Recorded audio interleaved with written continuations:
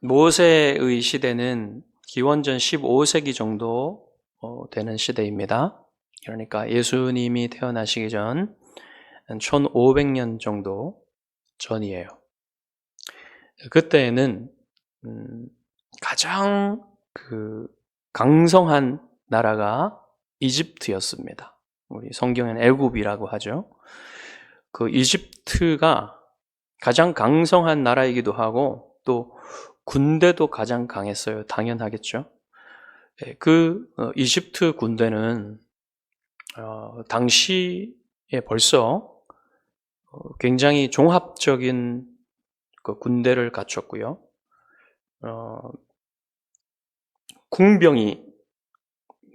궁병은 여러분 활 쏘는 군대는 다 있을 거 아닙니까? 그 궁병은 이제 모든 다른 나라들에도 있을 것인데 궁병뿐만 아니라 전차가 있었어요.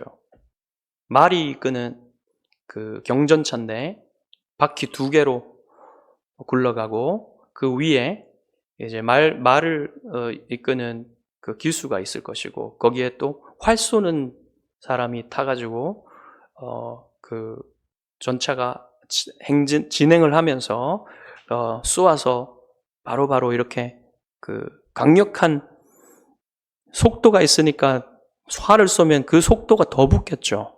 강력한 그런 그 무기가 되는 것입니다. 그리고 이제 보병들은 창, 칼, 도끼, 방패를 가지고 이제 근접전을 하게 되는 거예요. 이들이 이제 어떻게 운용을 하냐면 먼저 전차가 나가서 적의 후방이나 측면을 치면은 전열이 흐트러집니다. 그때에 이제 뒤에서 공병들이 원거리에서 화력 지원을 하면은 더 흐트러질 거 아닙니까? 그러면 그때 이제 보병들이 가서 이제 그냥 마지막으로 휩쓰는 것이죠. 이런 식으로 종합적인 공격 전술을 구사할 수 있는 그런 군대가 이집트의 군대였습니다. 이 군대가 이제 그 이집트 신전 벽화에 보면은 그 히타이트와 전쟁을 벌였다는 사실을 알 수가 있는데 거기에 이러한 그 공병들과 전차병들과 보병들이 뭐 어떤 무기들을 가지고 싸웠는지 이런 것들이 자세히 그려져 있다고 합니다. 그러니까 이집트와 같은 그런 군대가 이미 그때 있었는데 이스라엘 같은 경우에는 사실은 그런 군대가 아니었어요. 사실 400년간 이집트에서 종살이를 하다가 이제 하나님의 구원하심을 받아서 광야로 나왔는데 그들이 갖춘 무기가 있겠습니까? 그들이 뭐 제대로 군대를 뭐 이렇게 운영할 수 있는 능력이 있겠습니까? 그런 것들이 없어요. 그래서 오늘 본문에 보면 이스라엘이 이제 진영을 치고 행군을 하는데 그 진영의 배열과 질서, 그리고 행군의 배열과 질서, 이것들은 사실은 군사적인 의미가 거의 없어요.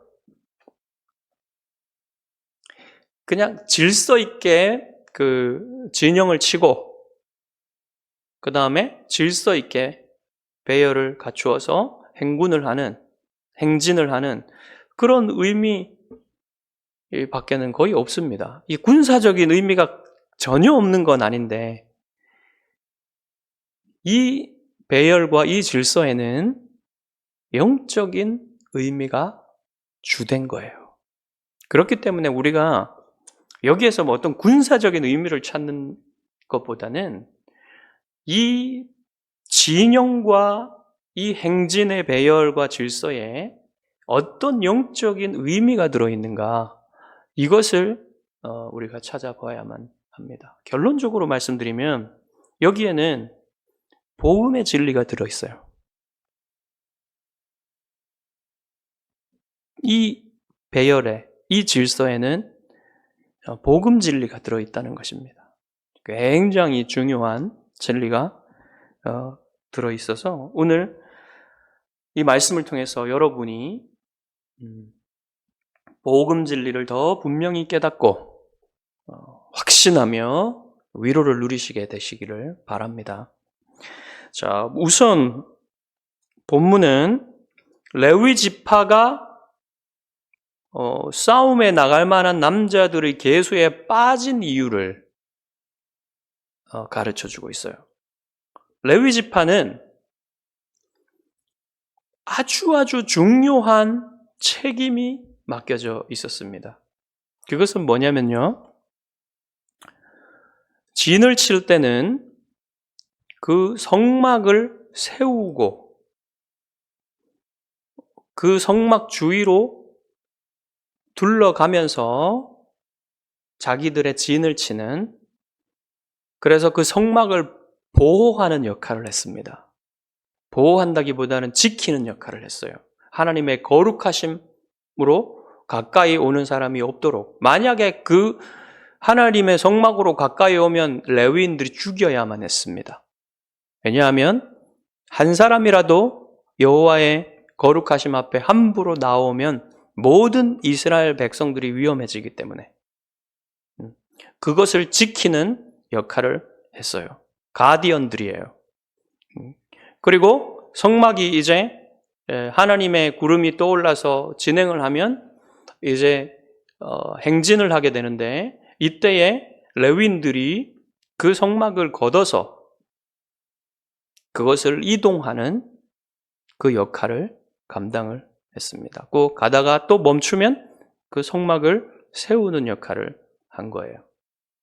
이건 굉장히 중요한 역할이기 때문에 이 역할을 위해서 레위인들은 그러니까 싸움에 나가는 자들로 계수되지 아니하고 이 더 중요한 역할을 맡기 위해서 계수가 되지 않았던 것입니다. 여러분, 시내산을 기억하실 겁니다. 시내산에서 시내산 경계로 들어오지 말라고 하나님이 경고를 하셨죠. 하나님이 허락한 사람만 그 경계를 통과할 수 있었습니다. 그러지 않다가는 그냥 죽임을 당하는 거예요. 이미 하나님은 거기에서부터 하나님의 거룩하심에 함부로 나오지 못하게 경고를 하셨습니다. 그리고 또 어떤 일이 있었습니까? 이스라엘과 시내산에서 하나님이 언약을 맺으셨는데 그 언약을 맺은 지 얼마 지나지 않아서 모세가 산 위로 올라갔을 때 이스라엘 백성은 아론을 압박해가지고 금송아지를 만들고 금송아지 우상 숭배를 했어요. 그때 하나님께서는 내가 이제 이 백성하고 함께 하지 않겠다. 그러면서 모세가 하나님이 함께 하시지 않으면 무슨 의미가 있습니까? 하면서 중보기도를 드렸어요. 그 중보기도를 들으시고 하나님은 함께 하시기로 하셨죠. 결국은 함께 가시기로 하셨어요. 그런데 그럼에도 불구하고 하나님이 이 백성을, 이 반역하는 백성을 함부로 하나님의 거룩하심에 다가오지 못하도록 경고하시는 것입니다. 그러다가는 모든 백성이 죽을 것이기 때문에 그런 의미가 있는 거예요. 다음으로는 레위 지파를 제외한 12지파가 어떻게 진을 치고 행진을 하는지 그 배열과 그 질서를 이제 우리에게 가르쳐 주는데요. 이스라엘 진영은 어떻게 진을 쳐야 되냐면 성막을 향하여 바라보면서 사방으로, 동서남북 사방으로 진을 쳐야만 했습니다. 성막의 둘레에는 먼저 제사장들과 레위인들이 진을 쳐요. 제사장들이 동쪽에 진을 치고 시계 방향으로 돌아가면서 남쪽에 레위 지파가 세 가문이 있어요. 레위 지파에는 게르손 자손과 고핫 자손과 무라리 자손이 있는데, 고핫 자손이 제사장을 낳은 그 고핫 자손이에요. 거기에서 아론과 모세가 나왔어요. 그래서 고핫 자손이 남쪽에 진을 치고요. 그 다음에 서쪽, 동쪽의 반대 방향, 서쪽에는 무라리 자손이, 게르손 자손이 진을 치고요. 그 다음에 북쪽에는 무라리 자손이, 고핫, 게르손, 무라리 자손이 이렇게 제사장, 고핫, 게르손, 무라리 자손이 성막을 둘러서 진을 칩니다. 이렇게 성막이 딱 제사장들과 레위인들로 그러니까 둘레가 채워진 겁니다. 그곳으로 아무도 못 들어오는 거예요. 네. 그 다음에 이제 동쪽에, 성막의 동쪽에 제사장들 바깥에, 여기에는 유다 진영이 진을 치게 됩니다. 유다 진영은 진영이라고 하는데, 이 진영은 어떤 거냐면요, 우리나라로 치면은, 우리나라 군대는 크게 나눠서 군단과 사단과 여단으로 구성되어 있어요. 옛날에는 여단이 아니라 이제 연대라 그랬죠. 이제 군대 갔다 오신 분들은 아실 겁니다. 예. 그 연대가 지금은 이제 개편이 돼가지고 다 여단이 됐어요. 남아있는 연대는 전투부대가 아니라 그냥 교육부대 같은 이런 부대만 연대가 남아있는 것도 있는데, 전투부대는 다 여단으로 개편됐습니다. 그래서 크게 나눠서 군단, 사단, 여단이고, 여단 밑에는 대대, 중대, 소대, 분대로 나눠집니다. 그래서 여기에 이제 진영이 있고, 그 다음에 지파가 있어요. 세 지파가 합하여 하나의 진영이 되는 거예요. 그리고 이 지파 밑에는 또 가문들이 있어요. 그러면 우리나라 군대 체계와 비교하자면 어떻게 되겠습니까? 군단은 진영과 같은 거예요. 유다 진영, 루벤 진영, 에브라임 진영, 단 진영, 이렇게 4개의 진영이 있는데, 이것은 군단과 같은 것입니다. 그리고 이 진영 안에는 3개의 지파들이 있어요. 유다, 르우벤, 에브라임, 단 진영 안에 다 3개의 지파들로 있어서 합쳐서 12개의 지파가 되는 것입니다. 그럼 그것은 사단같이 되겠죠. 지파들은 사단하고 같은 것이겠죠. 그리고 그 지파 밑에는 가문들이 있어요. 그 가문들은 여단과 같은 것이 되는 겁니다. 각각의 깃발들이 있어요. 진영의 깃발이 있고, 지파의 깃발이 있고, 그 다음에 가문의 깃발이 있을 거 아닙니까? 그러면 그 가문의 그 깃발 밑으로 모이는 거예요. 자, 그래서 이제 유다 진영은 어떤 지파가 있냐면, 유다와 이사갈과 스불론 지파가 있어요. 이 세 지파가 유다 진영이에요. 동쪽에. 그리고 처음으로 행진을 하게 됩니다. 행진이 시작되면 이 유다 진영이 선봉이 되어서 나아가게 돼요. 자, 그 다음에 두 번째 진영은 어디냐면 르우벤 진영인데요. 르우벤 진영에는 르우벤과 시므온과 갓 지파가 있어요. 르우벤 지파, 시므온 지파, 갓 지파가 있어요. 근데 이들은 시계 방향으로 돌아가면서 이제 유다가 동쪽이었다면 이제 남쪽으로, 여기는 르우벤 진영은 남쪽의 진영을 칩니다. 고핫 자손 쪽에, 남쪽에 진을 치게 되는데, 이들은 두 번째로 행진을 하게 돼요. 그런데 10장에 보면, 민수기 10장에 보면요, 유다 진영과 르우벤 진영 사이에 게르손 자손과 레위의 게르손 자손과 무라리 자손이 먼저 이제 성막을 걷어가지고 그 성막 그 성막 본체, 뭐 덮개라든지 그 기둥이라든지 이런 것들 있잖아요. 큰 것들, 무거운 것들, 이런 것들, 성막의 본체들을 게르손 자손과 무라리 자손이 걷어가지고 이렇게 유다 진영 뒤로 갑니다. 그러면 그 뒤를 따라서 르우벤 진영이 따라갑니다. 그리고 그 르우벤 진영 바로 다음에는 누가 가냐면 제사장들과 고핫 자손들이 가는데요.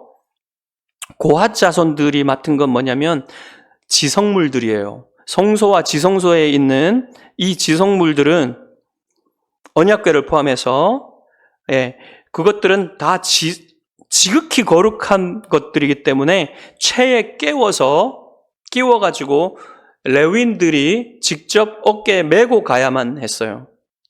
성막 본체들은요, 무거운 것들이기 때문에 그것들은 지성물들이 아니기 때문에 수레에 얹어서 갈 수 있었습니다. 그렇지만 이 지성물들은, 고핫 자손들은 어깨에 메고, 체에 꿰어서 어깨에 메고 가야만 했는데요.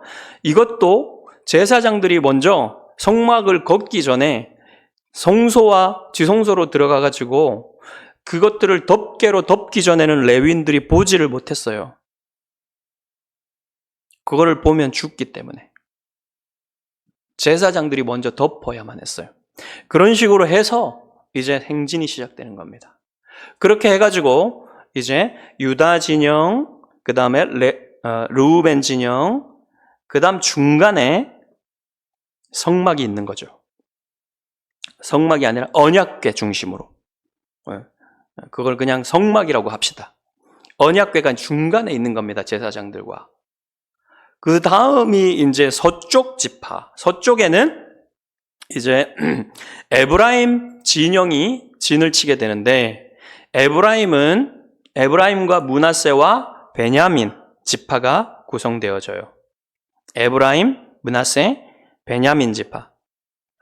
이들은 서쪽에 있고요. 세 번째로, 그러니까 언약궤 다음으로 따라갑니다. 그 다음에 북쪽에는 단 진영이 있습니다. 단 진영은 단과 아셀과 납달리 지파예요. 이들은 후미에, 가장 후방에서 진행을 하게 됩니다. 이제 여러분 그림이 그려지시나요? 이런 식으로 진을 치고 이런 식으로 행진을 하게 되는 것입니다. 자, 그런데 여러분 이러한 배열과 질서가 가장 현저하게 보여주는 그 원리가 무엇이냐면, 모든 진영과 이 또 행진의 가장 중간에 뭐가 있습니까? 증거의 장막, 증거의 성막이라는 그것이 있잖아요. 그러니까 더 좁히면 언약궤가 있어요. 이것은 무엇입니까? 하나님의 보좌, 하나님의 임재, 하나님이 왕으로 좌정하신 그곳이란 말입니다. 그곳이 중심이라는 거예요. 이스라엘은 모두가 이 성막을 바라보며 진을 쳐야만 했어요. 그들의 인생이, 그들의 삶이 하나님 중심이어야만 한다는 진리를 보여주는 거예요. 그것은 아무리 강조해도 지나치지 않는 것이죠. 우리의 삶이요, 예배가 중심이어야 되는 거예요. 하나님이 중심이라는 것은 우리의 삶의 시작이 예배여야 되고요, 우리의 삶의 끝도 예배해야 되는 것이고요, 우리의 삶 모든 것들도 하나님을 예배하며 하나님 중심적으로 살아야만 한다는 것이, 그것이 이 진영과 이 진영의 배열과 질서가 보여주는 진리란 말입니다. 이게 너무너무 중요한 것인데, 오늘날 사람들은 이 진리를 그냥 간과하며 중요하게 생각하지 않아요. 너무 쉽게 생각해요. 너무너무 중요한 것입니다. 그리고 또한 본문은 지금 이전에 제가 얘기를 하지 않았지만 하나님의 말씀대로 따라 살아야만 한다. 하나님의 명령대로 순종해야만 살 수 있다. 살고 죽는 문제가 바로 하나님, 이 이스라엘 백성들이 이 광야에서 살고 죽는 문제가 무엇이냐면 하나님의 말씀대로 순종하며 살아야 된다는 거예요. 자기 판단과 자기 지혜와 자기 힘으로 살려고 하지 아니하고 하나님의 명령, 하나님의 뜻에 순종하며 사는 것이 살고 죽는 문제다라는 사실을 가르쳐 주는데 그게 어디 있냐면요, 여러분. 1장 54절 보십시오. 이스라엘 자손이 그대로 행하되 여호와께서 모세에게 명령하신 대로 행하였더라. 2장 33절 여호와께서 모세에게 명령하심과 같았느니라.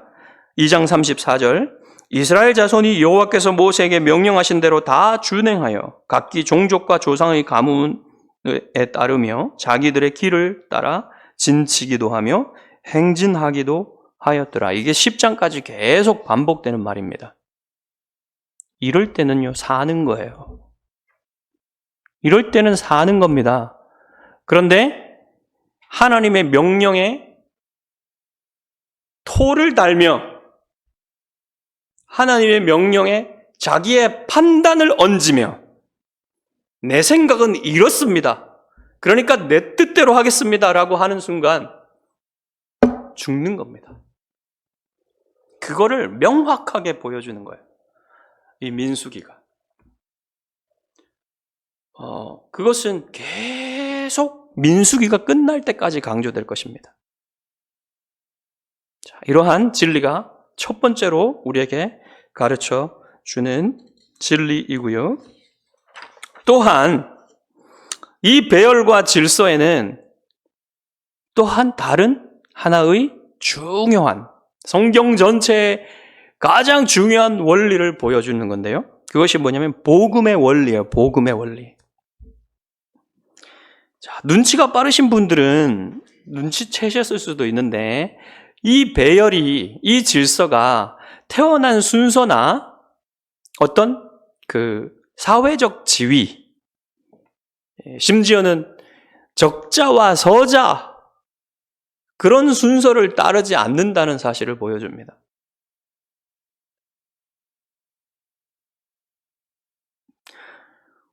복음은요, 세상의 원리하고 다른 거예요.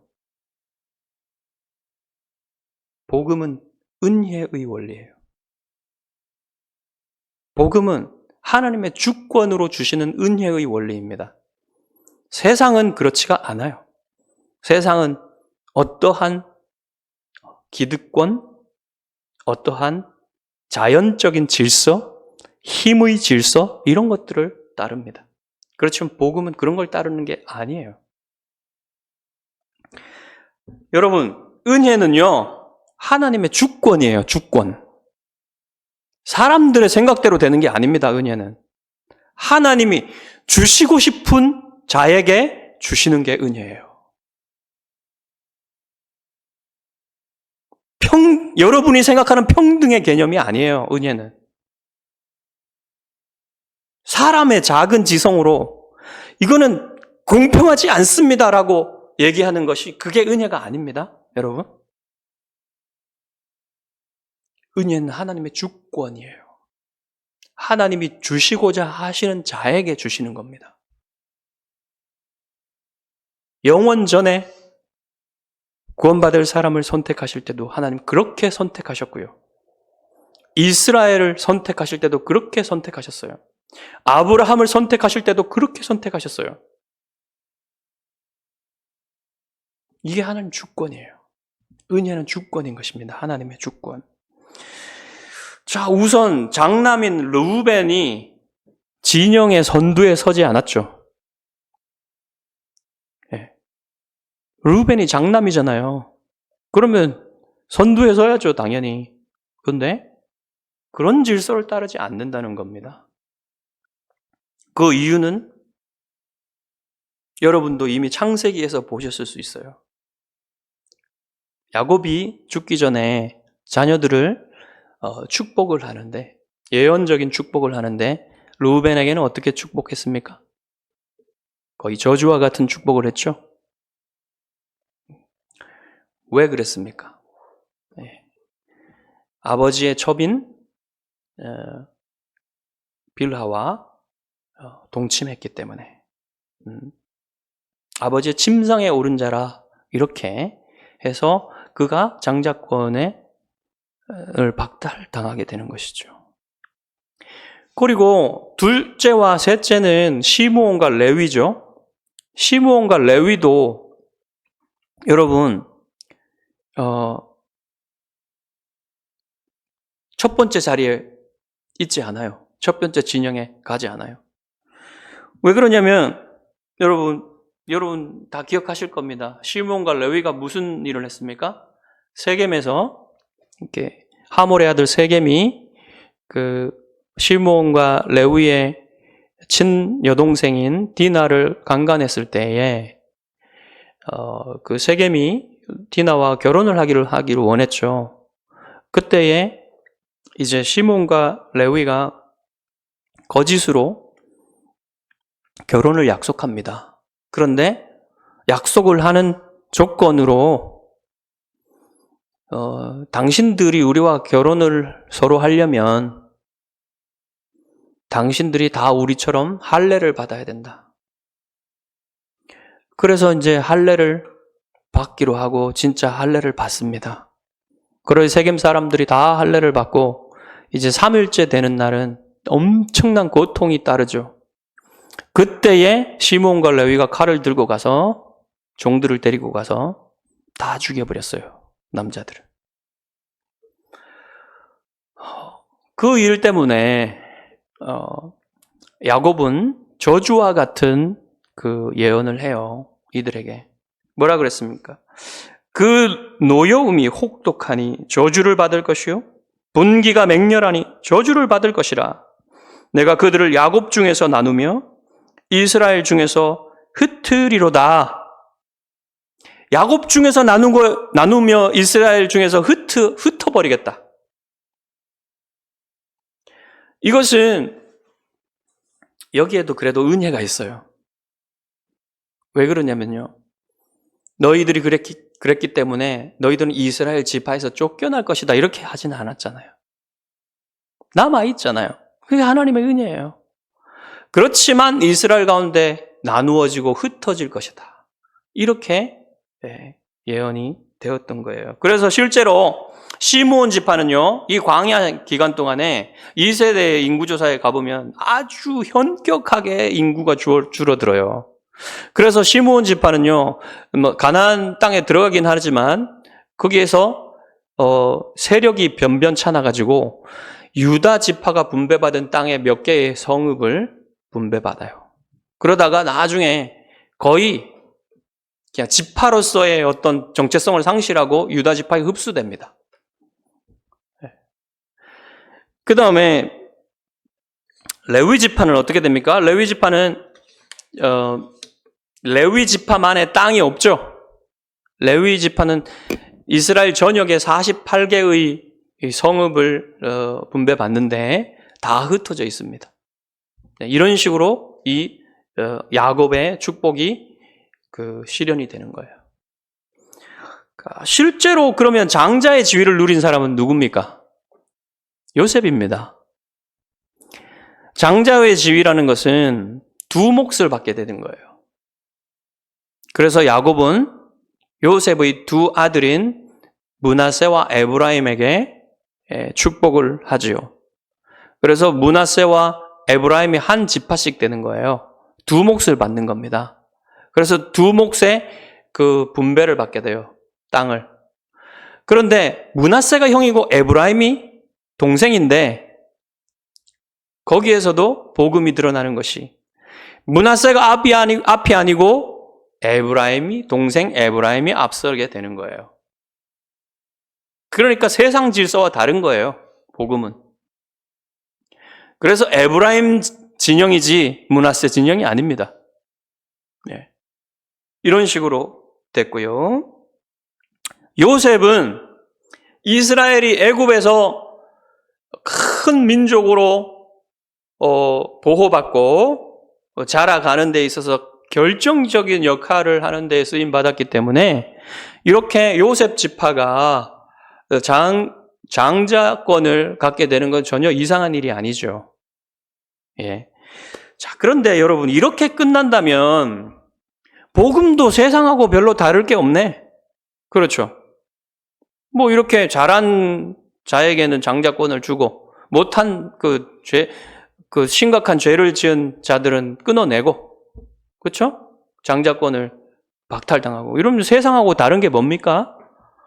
다른 게 없는 것 같잖아요. 근데요, 여기서 끝나는 게 아닙니다, 여러분.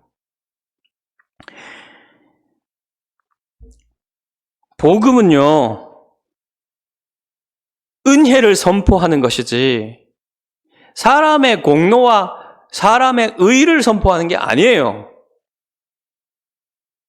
복음은 하나님의 은혜를 선포하는 것입니다. 그래서 여러분, 이 복음 안에는 하나님의 은혜가 선포되지만 여러분이 헛갈릴 수 있는 뭔가가 있어요.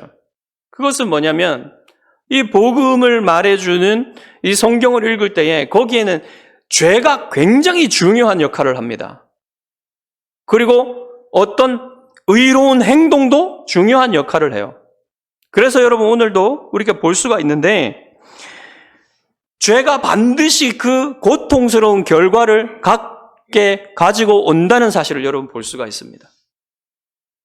루벤과 시므온과 레위는 자신들의 죄로 인해서 참으로 고통스러운 결과를 맞게 되는 거예요.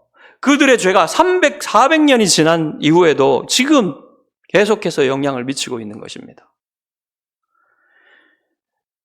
유다도요, 마찬가지인데, 유다가 여러분 창세기 보면은 신앙의 공동체인 자기의 가족 공동체를 떠나가지고 이방인들과 교제하면서 살죠? 그러다가 어떻게 됐습니까? 자기의 두 아들이 죽었잖아요. 근데 그 두 아들이 죽고 나서 이제 며느리에게 막내를 주지 않았어요? 그러니까 며느리가 이것에 대해서 불의함을 신원하기 위해서 말도 안 되는 방법을 쓰는데 창녀로 위장하고서 자기 시아버지를 끌어들입니다. 그래가지고 유다가 며느리와 동침을 하고 두 아들을 낳게 되는데 그들이 바로 베레스와 세라입니다. 이 일로 인해서 유다는 엄청난 창피를 당했어요. 그렇지 않겠습니까, 여러분? 그리고 그 두 아들을 평생 동안 며느리에게서 낳은 두 아들을 평생 동안 양육해야 됐습니다. 굉장히 고통스러운 일이에요. 그 일로 인해서 유다는 회개했어요. 다시 돌아갔습니다. 신앙의 공동체로. 다시 돌아가서 유다가 변화된 사실을 어떻게 할 수 있습니까? 이제 애굽에서 총리가 되어 있는 요셉이 자신의 형들을 이제 일단은 속이면서 결국 두 번째 갔을 때 베냐민이 이제 이제 종이 되어야만 하잖아요. 요셉의. 그때에 유다는 자기 아버지가 만약에 베냐민마저 돌아가지 않는다면 자기 아버지가 어떻게 고통스럽게 죽어갈 것을 다 생생하게 느낍니다. 그래서 아버지의 그 고통을 도저히 눈 뜨고 볼 수가 없기 때문에 아버지에 대한 그 사랑과 또한 그 긍휼로 자신이 베냐민 대신 종이 되겠다고 자신을 던져요. 헌신합니다. 이 일이 유다가 영적인 장자권, 영적인 선두가 되는 그런 모습을 보여주게 되는데요. 이렇게 하더라도 여러분, 유다가 사실은 자기가 지은 죄를, 이런 일을 했다고 해서 그냥 씻음 받을 수 있는 것은 아닙니다, 세상에서는. 그렇게 쉽지가 않아요. 그렇지만 복음은요, 그러한 용서가 가능하며 그러한 변화가 가능하다는 사실을 유다를 통해서 보여주는 겁니다. 그래서 이 유다 지파에서 나중에 다윗의 후손 그리스도가 나오는 거예요. 이것은 은혜를 보여주는 겁니다. 유다만 그런 게 아니에요. 레위도요. 나중에 그 금송아지 사건 때에 모세가 여호와의 편에 있는 자들은 나오라라고 했을 때 레위 지파가 나와서 모세가 칼을 들고 너의 형제와 친구들을 죽이라고 했을 때 3,000명 가량을 레위인들이 자기 형제와 자기 친구들을 죽입니다. 그 이스라엘 사람들을 죽였단 얘기예요. 그때 모세가 그들을 칭찬하며 그들을 축복했어요. 그렇게 하나님께 맹렬한 그 헌신을 했기 때문에 레위인들은 복을 받아서 하나님께 가까이 있게 됐습니다. 가장 하나님의 가까이에서 섬길 수 있는 특권을 누리게 되었어요. 자, 이렇게 본다면 여러분, 하나님의 나라에도 분명히 죄와 그 고통스러운 결과가 있고 하나님은 공의로우신 분이시기 때문에 죄에 대해서 그냥 넘기시지 않습니다. 여러분, 모든 죄는요, 다 그 결과가 있어요. 아픈 결과가 있습니다. 그러니까 여러분, 작은 죄도 그냥 쉽게 짓지 마십시오. 그 결과가 있는 거예요. 죄는 그냥 넘어가지 않습니다, 여러분. 죄의 결과가 고통스러운 결과를 가져와요. 여러분의 삶에. 그것을 간과하지 마십시오. 물론 그보다 더 중요한 것은 여러분과 하나님과의 관계가 깨지기 때문에, 하나님과의 교제가 깨지기 때문에 그것이 가장 중요한 것입니다. 죄의 문제는. 하나님과 멀어지게 만드는 거예요. 죄는. 그것이 가장 중요한 것이고요. 그 다음으로 여러분의 삶에 엄청난 고통을 가지고 오게 돼요. 죄는. 그 결과를 가지고 됩니다. 그렇기 때문에 여러분, 작은 죄라도요, 가볍게 여기지 마십시오. 말 한마디, 행동 하나 가볍게 생각하지 마십시오.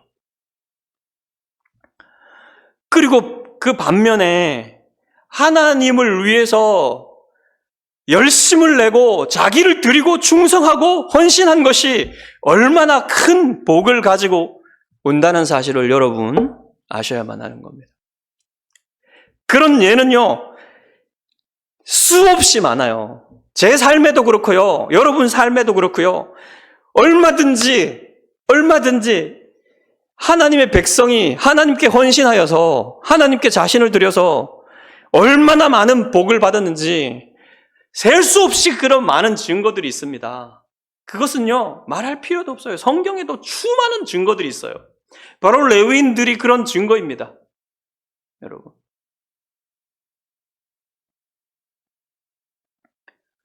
자, 그런데 복음은 이게 다가 아니에요, 여러분. 그러면요, 이게 이렇게 끝나면요, 권선징악과 다를 바가 뭐가 있습니까? 선을 행한 자는 복을 받고 악을 행한 자는 벌을 받는다. 이게 권선징악 세상의 원리 아닙니까?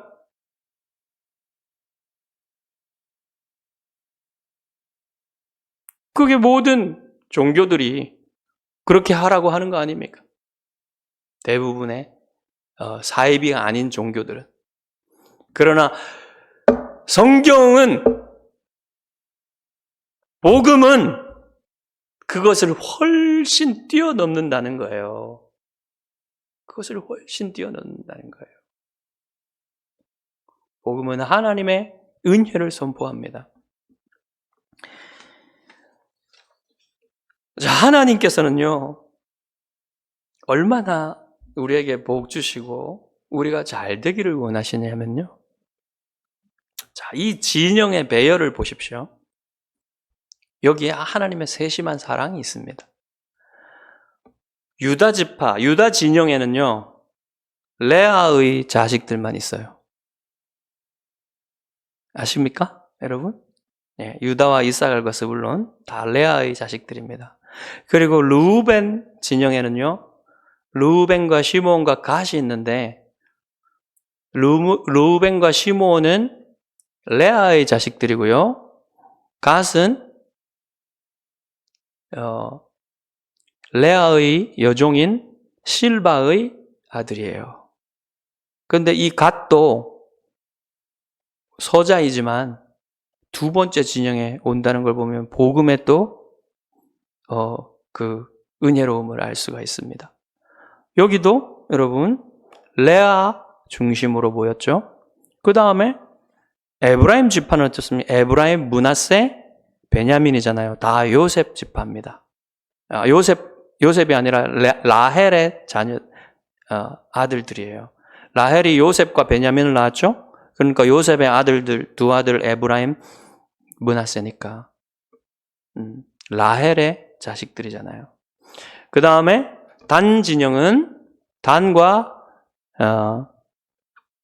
아셀과 납달리니까 이들은 단과 납달리는 라헬의 아들들이, 라헬의 여종인 빌하의 아들들이고요. 아셀은 레아의 여종인 실바의 아들이에요. 그러니까 여기는 다 여종의 아들들만 모아놨어요. 그럼 이것도요, 어떤 다툼이 될 만한 그런 요소들을 하나님이 정말 미리 제거하시고 이렇게 조화롭게 해 놓으셨단 말입니다. 하나님은 우리가요, 정말 복된 삶을 누리기 원하신다는 것을, 그 세심한 사랑을 우리가 볼 수가 있는 거예요.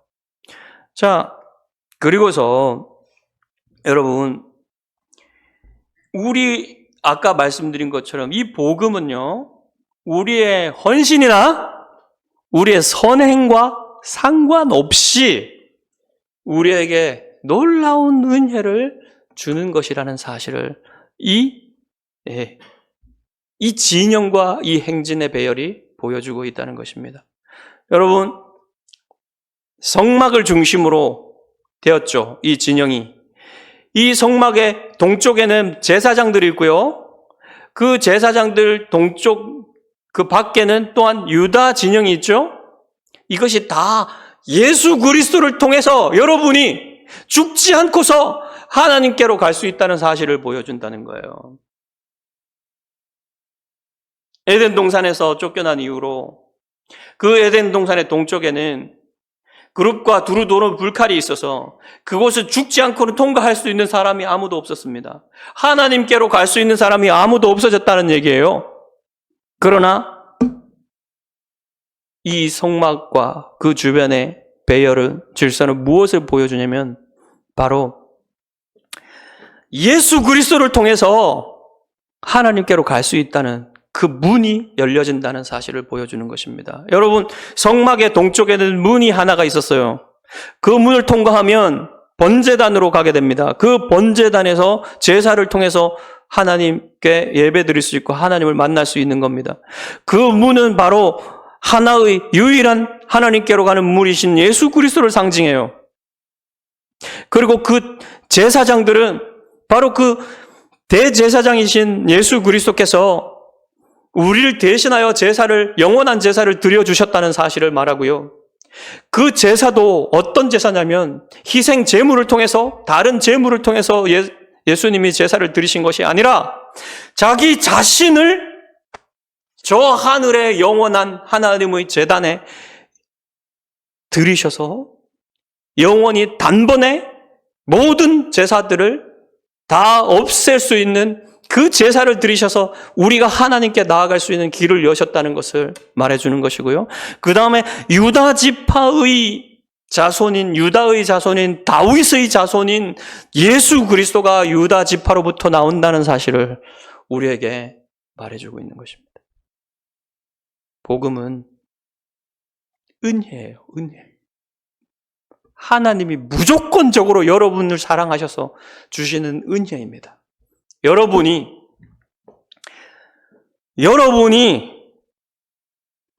모든 사람들은 하나님의 은혜가 아니면 에덴 동산에서 쫓겨난 이후로 한 사람도 빠짐없이 모두 다 하나님께로 가지 못하며 영원히 지옥에 떨어져서 영원히 심판받아야 마땅한 자들임을, 그대로 하나님이 은혜 없이 그냥 놔두셨다면 다 자기의 죄 가운데 죽어서 영원히 심판받아 마땅하다는 사실을 보여주는 것입니다. 그러나 하나님이 은혜 베푸시고 택하셔서 구원하신 사람들은 예수 그리스도의 십자가의 은혜로 말미암아 그 자신이 하나님 앞에 영원히 심판받아 마땅한 죄인임을 믿고, 여러분이 믿어야만 합니다. 여러분이 하나님의 영원한 심판받아 마땅한 죄인이라는 사실을 믿어야 돼요. 그리고 그 죄에서, 그 심판에서 여러분을 구원하실 분이 하나님이 보내신 아들 예수 그리스도밖에 없다는 사실을 여러분이 믿으셔야만 합니다. 그리고 여러분이 예수 그리스도를 의지하고 이 인생을 살아가야만 한다는 사실을 여러분이 믿어야만 한다는 것입니다. 그래서 여러분이 그 예수 그리스도를 믿고 예수 그리스도께 자기를 드리면, 거룩하게 이 땅을 살아가면 여러분이 상상할 수 없는 생명의 길과 천국의 복의 길이 여러분에게 열린다는 사실을 여러분 믿으시라는 것입니다. 그게 복음이에요, 여러분. 그 복음을 믿으십시오. 기도하겠습니다.